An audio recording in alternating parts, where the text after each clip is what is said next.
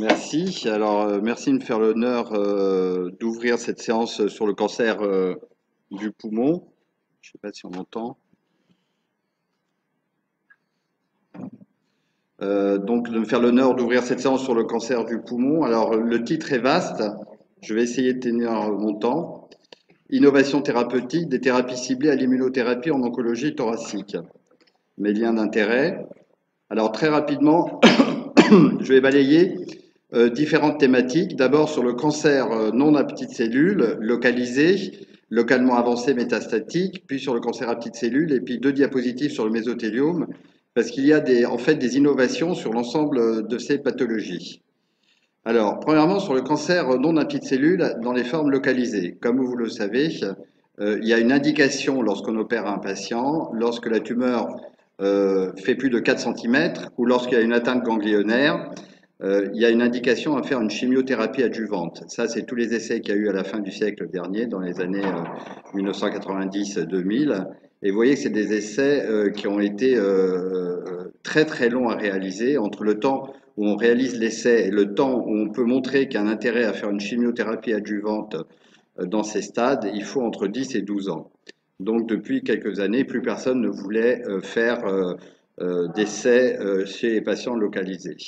Alors la grande innovation, et ça nous a été montré à l'ASCO il y a quelques jours, hein, au début du mois de juin, c'est l'immunothérapie. Et vous allez voir qu'on va décliner l'immunothérapie sous tous ses aspects. Alors qu'ont fait ces patients? Ça c'est avec du nivolumab, un anti-PD1. Ils ont avant toute chimiothérapie, réalisé uniquement 2 cures d'immunothérapie. Avant toute chirurgie, ils ont réalisé uniquement 2 cures de nivolumab, 2 injections de nivolumab. Et vous voyez sur ce graphique, le patient a ensuite été opéré, donc 1 mois plus tard, on retarde la chirurgie d'1 mois pour qu'il ait ces 2 injections de nivolumab. Et vous voyez qu'il est opéré et on regarde le nombre de cellules viables. Et vous voyez que pour 7 patients sur 22, il y a 90% des cellules tumorales qui sont mortes. Donc il y a une réponse pathologique majeure qui est un critère essentiel et qui est très bien corrélé avec la survie chez 45% des patients, sans retard à la chirurgie, sans complication du nivolumab chez ces patients. Donc, il y a une quinzaine d'essais internationaux aujourd'hui en cours sur faire 2 injections de nivolumab, 2 injections de pembrolizumab avant la chirurgie, puis probablement de l'immunothérapie derrière. Donc ça, c'est une innovation réellement majeure, puisque je pense que ça va transformer le pronostic de ces patients qui vont être opérés. C'est l'immunothérapie néoadjuvante. Dans les formes localement avancées, les formes sans métastase, mais qui ne sont pas opérables, c'est en général des cancers non à petites cellules centrales. La grande innovation, vous savez que le traitement pour ces formes inopérables, c'est la chimio et la radiothérapie concomitante. Malgré ce traitement, la médiane de survie, dans les meilleurs des cas, est de l'ordre de 15 à 25% à 5 ans. La médiane de survie sans progression est de l'ordre de 8 à 10 mois. En général, au bout de 10 mois, la majorité des patients progressent. La grande innovation chez ces patients, c'est encore une fois l'immunothérapie. C'est cet essai qui s'appelle l'essai Pacifique, qui a quand même fait 2 New England l'année dernière, en 2018. C'est la première fois en pneumo qu'un essai de phase 3 arrive à faire 2 New England. Là, je vous montre, le premier New England, c'était sur la PFS. Le deuxième New England, c'est sur la survie globale. Je vous montre le schéma de cet essai. Les patients avaient la chimio-radiothérapie, des patients en bon état général. À la fin de la chimio-radiothérapie, dans un délai de 0 à 40 jours, à 42 jours, on les randomisait entre de l'immunothérapie et du durvalumab, une injection tous les 15 jours, versus placebo, un essai en double aveugle, très très bien réalisé, donc ce qui lui a permis de faire le New England. Voilà les critères d'inclusion qui sont des critères d'inclusion tout à fait banaux.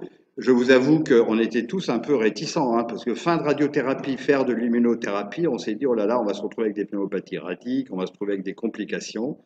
Mais l'essai a très bien marché, les inclusions se sont déroulées sans problème, Et vous voyez ici la courbe de survie actualisée à 3 ans.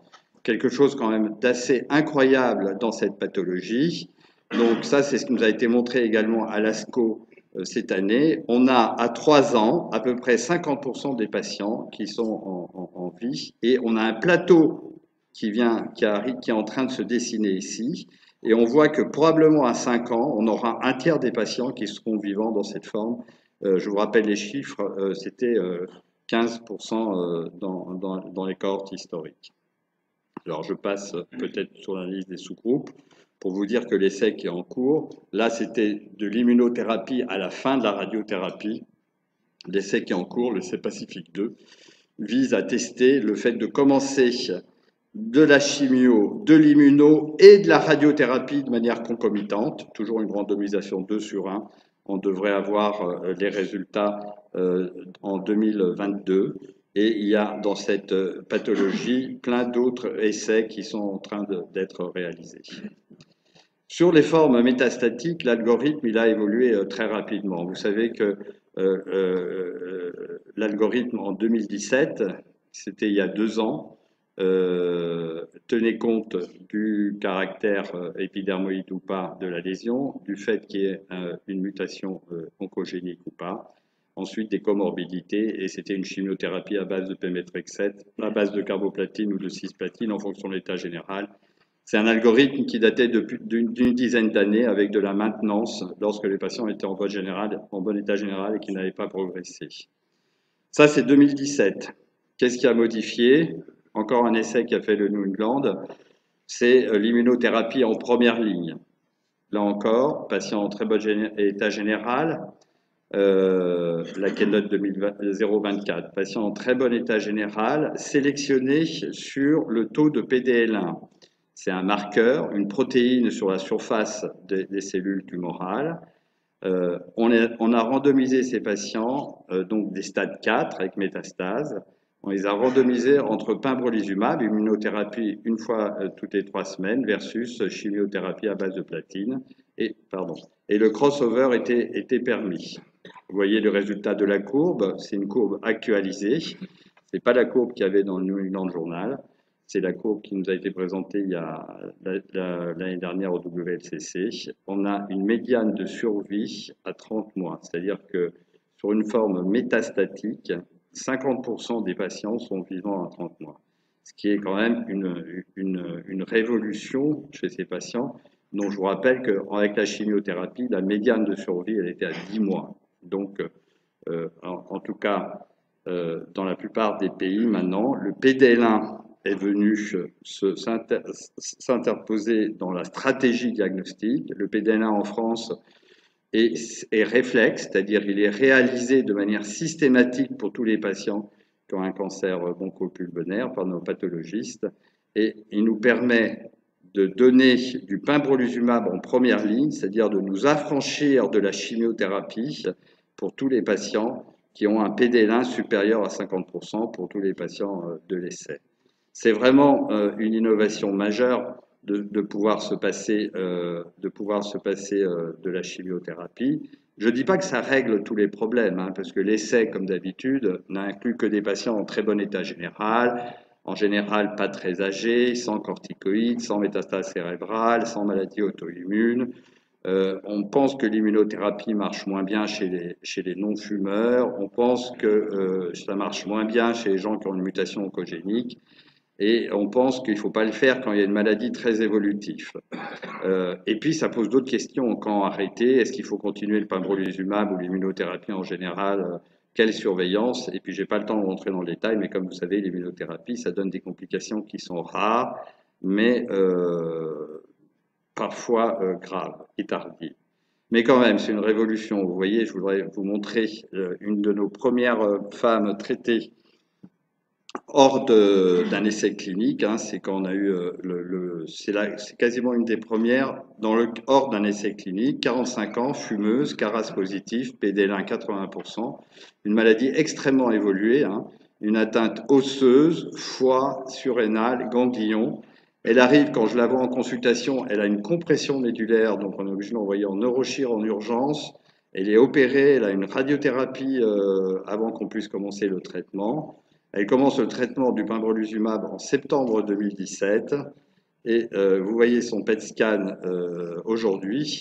Elle a une réponse complète, jamais hospitalisée, aucun effet secondaire. Donc cette patiente, elle a quoi? Elle a septembre 2017, septembre 2018. Elle a 18 mois avec une vie quasiment normale. Une deuxième patiente, pour vous dire aussi que l'immunothérapie, ça nous modifie complètement notre manière de faire. Une dame extrêmement altérée, PS2, quand elle arrive, 84 ans. Non, pardon, non, PS2 quand elle arrive, oui. Une forme sarcomatoïde. Or, on sait que les formes sarcomatoïdes répondent très bien à l'immunothérapie. Le PD-L1, elle est à 90%. À 18 mois, elle est nickel, cette dame. Elle est nickel, mais vous voyez son PET scan, il est pas nickel. Il y a encore beaucoup de maladies résiduelles. C'est une autre leçon qu'on a appris, c'est qu'il peut persister des lésions, mais lorsque le patient va bien, il ne faut pas arrêter l'immunothérapie. Mais là encore, cette patiente que certains, enfin, on était assez partagés hein, en RCP, hein, 84 ans, PS2. Je ne vous cache pas que la moitié des collègues étaient pour soins de support. Hein. C'est vraiment parce que le PD-L1 était à 90% qu'on a commencé. Alors ce que je vous montre, vous allez me dire, on montre que les cas qui marchent. Eh bien, c'est pas vrai parce qu'à l'ASCO, ils ont montré, il y a une équipe qui a montré, une équipe américaine qui a montré sa série de patients sous pembrolizumab. Et vous voyez qu'en première ligne, la survie à 5 ans, eux, ils ont commencé plus tôt que nous. La survie à 5 ans en première ligne des patients qui ont eu de l'immunothérapie avec un PD-L1 supérieur à 50%, elle est de 30%. Donc, ils ont un patient sur 3 quasiment, un patient sur 3, oui, qui est vivant à 5 ans pour une forme métastatique encore une fois. Et en seconde ligne, la survie est quand même à 25%, ce qui est une innovation majeure pour ces patients. Et l'étape suivante, bien sûr, ça a été de rajouter d'emblée pembrolizumab plus chimiothérapie. Et vous savez que ça a fait un autre New England l'année dernière, puisque si on part d'emblée, quel que soit le taux de PD-L1, en associant pembrolizumab plus chimiothérapie, on a un gain en survie. Alors là, les laboratoires publient très vite, donc on n'a pas beaucoup de données. Vous voyez, tous les titrets, c'est des malades censurés. Mais vous voyez que le bénéfice de l'association d'emblée pembrolizumab plus chimiothérapie versus chimiothérapie semble également très prometteur. Et là, c'est tout venant. On ne sélectionne pas sur le PDL1. Donc ça va devenir un nouveau standard. Il y a une AMM européenne, mais il n'y a pas le prix en France parce que, comme vous savez, quand on rajoute des médicaments, ça coûte très cher. L'association est bien tolérée. Néanmoins, il faut faire attention parce que quand on rajoute des médicaments, on a un peu plus d'effets secondaires, parfois des effets secondaires graves. Je vais passer rapidement sur l'autre évolution qui est les cancers métastatiques avec des mutations oncogéniques. C'est une révolution aussi. Vous voyez ici, je vous ai mis toutes les mutations oncogéniques qu'on a en France avec notre plateforme. Aujourd'hui, 10% des patients en France sont EGFR positifs, 4% sont ALK, 1% sont ROS, 3% sont BRAF. 3% sont MET mutés, HER2 4%, et on découvre de jour en jour des nouvelles mutations sur lesquelles on va pouvoir agir. Aujourd'hui, le message que je voudrais vous dire, c'est qu'un tiers des patients ont une mutation oncogénique. Si on s'intéresse aux patients non fumeurs ou aux patients jeunes, c'est 70%. Donc, un patient jeune, il faut se battre pour trouver sa mutation oncogénique, pour essayer de lui trouver un médicament. Ce qui va arriver en 2020 en France, c'est que parce qu'il faut faire des choix, ça coûte très cher de faire ces analyses biologiques. Moins de 40 ans, un cancer, tumeur solide, profil génomique complet pris en charge par la sécurité sociale. Alors vous allez me dire 40 ans, pourquoi 40 ans? C'est la décision qu'on a prise pour des raisons financières. Tous les patients de moins de 40 ans auront un profil génomique complet. Sur les patients EGFR mutés, quand même 10% des adénocas, on a une connaissance avec des drogues qui sont de plus en plus nombreuses. On a une connaissance de la prise en charge qui sont également extrêmement importantes. Sur les patients ALK, c'est une révolution. 4% des patients jeunes, hein, c'est vraiment, il faut se battre pour les patients jeunes. Nos plus jeunes ALK, on a perdu celui-là, mais il avait 22 ans. Vous voyez, en 10 ans, le nombre de médicaments qu'on a réussi, enfin, qui ont été mis sur le marché. Aujourd'hui, on est capable de faire l'équivalent d'un antibiogramme, de regarder en fonction des résistances ici, quel est le médicament qu'il faut donner. C'est des médicaments jeunes sur lesquels il faut se battre. Les patients BRAF, 4% des patients. Là encore, on a publié par David Blanchard de Lancet en 2016 et en 2017 une thérapie ciblée qui marche bien. Je vous ai parlé de l'immunothérapie, mais la thérapie ciblée, c'est également des espoirs de vie qui sont de plus en plus longs. Vous voyez ici un monsieur qu'on a pris en charge en 2011, non fumeur.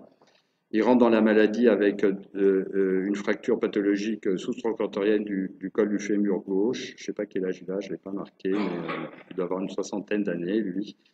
Chirurgie, ostéosynthèse, radiothérapie et ponctionné, c'est une mutation de GFR l'exon 19.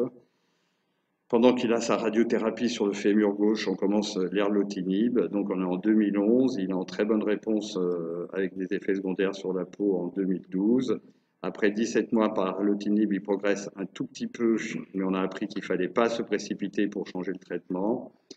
Après 23 mois d'erlotinib, il progresse franchement avec plein de nodules et de ganglions. On met en évidence une mutation de résistance et depuis juillet 2014 à juillet 2019, il est sous osimertinib. C'est un patient donc qu'on suit depuis 6 ans, qui a quasiment jamais été hospitalisé, sauf pour la chirurgie et pour les biopsies du poumon. Donc vous voyez une survie également assez facilement de plus de 5 ans chez ces patients qui ont une mutation oncogénique.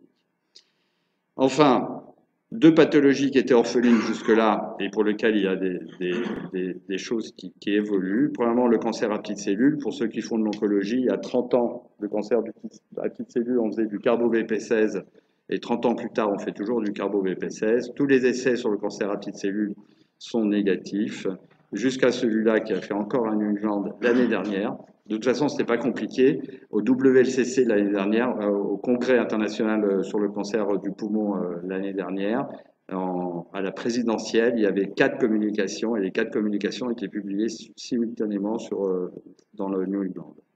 Donc là, c'est de l'immunothérapie qui a été rajoutée au carbo-VP16 dès le départ. Les patients ont été randomisés 1 sur 1.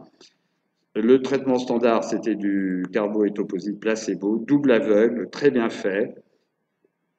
4 cures, et après on continuait soit par l'atezolizumab, soit par le placebo.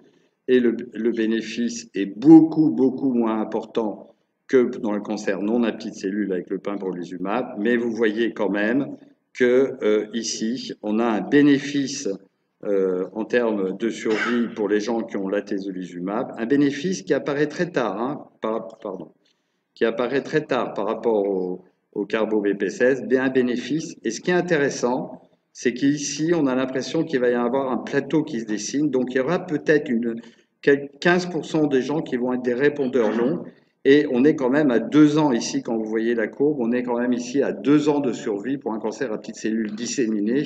C'est aussi quand même, bon, c'est pas spectaculaire, mais c'est quand même pas mal si on arrive à avoir des longs répondeurs de cancer non à petites cellules. Alors ça, en France, la plupart des prescripteurs y croient. On a eu la chance d'avoir une mise à disposition du médicament.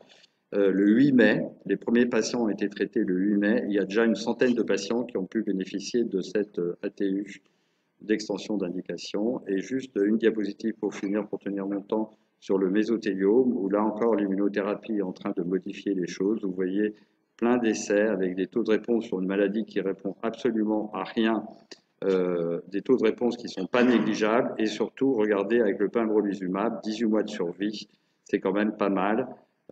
Des essais où la médiane de survie n'est pas atteinte, avec la bi-immuno 15,9 mois de survie. Plein d'essais qui sont en cours et qui vont sortir l'année prochaine, avec une double immuno, avec la chimio-immuno, vraiment tout un intérêt de nouveau pour cette maladie qui est extrêmement grave et pour laquelle pour l'instant on n'avait pas de possibilités thérapeutiques. Voilà, merci de votre invitation.